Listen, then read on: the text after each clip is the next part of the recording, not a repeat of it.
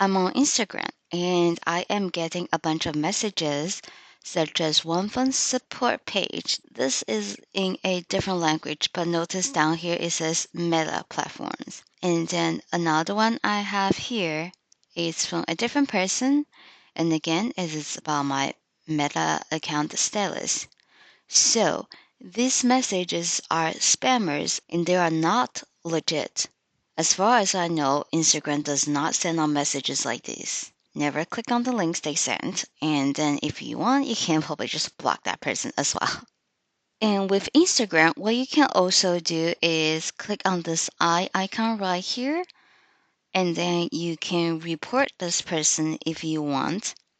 If I click on report, I have different options. And here, I guess it's just a scam. So you can do that and then click submit report.